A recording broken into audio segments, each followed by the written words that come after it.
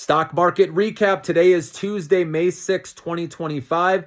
So some new news just came out today. India just did a military strike on Pakistan, and India said this was in retaliation for Pakistan having a deadly attack on some tourists in Kashmir. And so if this is another war going on top of all the other wars, that's not going to help investor confidence. Plus, we have a trade war going on, right? An artificial intelligence war.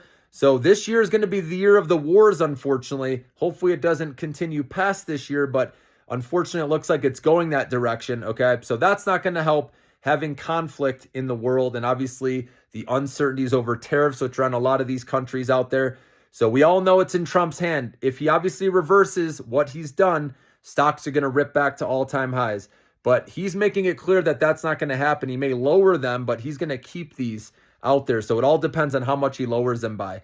Now, remember, we got a 9-day stock market rally, guys. That hasn't happened in many, many years. So if you're wondering why stocks went down today, that's part of the reason. People profit taking, plus there's uncertainty going into, right, the Fed meeting where Powell makes his decision tomorrow. Obviously, he's going to pause, most likely. It's like a 98% chance. But it's all about what he says about the future, right? So a lot of investors just don't do anything. They're in a holding pattern until we clear through that. Okay, and you saw what happened with earnings. Even though we had some solid earnings reports, they started off okay, like AMD, for example, and then it just sold off after that. That just shows that it's risk off, right? And it was risk off to begin with. We saw what happened with Palantir's earnings. They did have a good report still, but the stock sold off because they had really high, sky-high valuation, right? Eventually it had to come back down. And so that took down other stocks as well. So we had a red day today. And then, like I said, with Powell making his decision tomorrow at the Fed meeting, that's another reason why investors are just selling and asking questions later and taking their profits after that 9-day rally we had, okay? So you got to know when to get out, when to get in. Remember, that's what RSI is here to help with.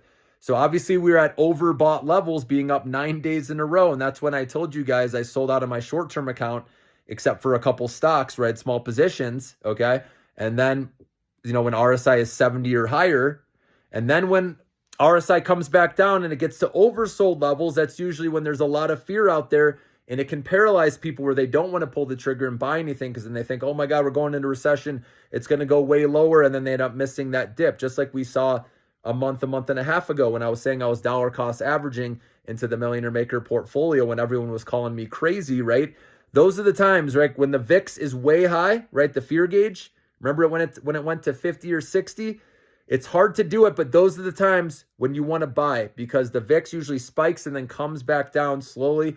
And that's exactly what happened, where it came all the way down from 60 to 22 just yesterday, 2 days ago. Yesterday. And now the VIX is starting to go up a little bit. And obviously this Indian news doesn't help. And each day that goes on and there hasn't been progress made with tariffs, that affects the market, that will affect the data down the road. Now, Treasury Secretary Bessent did say that there could be some sort of deal announced later this week. So obviously that would help, especially if it's a really good negotiation where tariffs come way down. Because if it's just a little, yes, we could get a pop initially, but it's still going to be seen in the data later where the economy weakens, guys.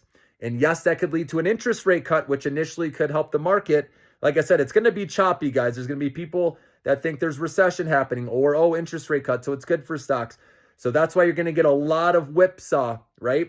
And so for me, I'm not being greedy. When we do get those runs like that 9-day run we just had, I'm taking my money and saying thank you. And I'll wait for another opportunity in my short-term trading account.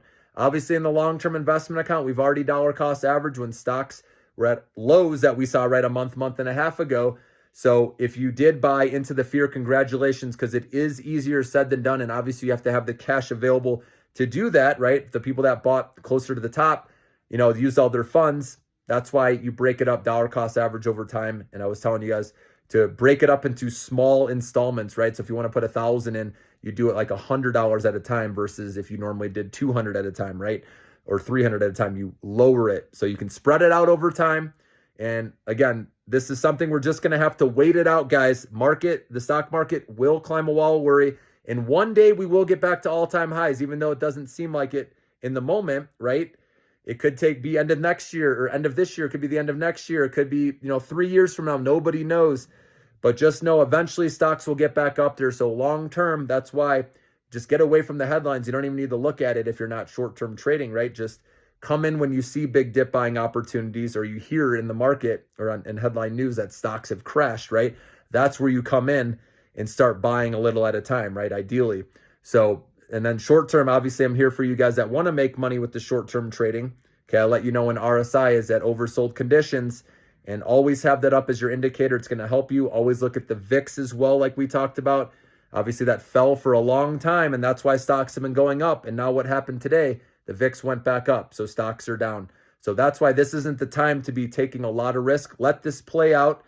Of course, if you're on the short side, right, or doing put options, of course, you can look at that. But for all of you that just want to, or on the buy side, right, this is where just wait it out, wait for another good dip buying opportunity with your favorite names. Have your list ready. Okay, narrow it down, because obviously when everything goes down together, it can be overwhelming on what to buy, right? That's why I stick to the stocks on my Millionaire Maker stock portfolio list, okay? And then I know I immediately go to those, so I don't even have to think about it. So I'm here to help, as you know, guys. If you want a one-on-one to talk it over, come up with a strategy, a plan of attack moving forward, you know I'm here for you. Just email me at brettthestockpicker@gmail.com, and I'll talk to you soon, guys. Let's protect our money we made here in our short-term account. If you played anything over the last, 10 days, like I said, make sure to trim and raise your stop limit, or just take your profit and wait for another golden buying opportunity, which of course I'll alert you on.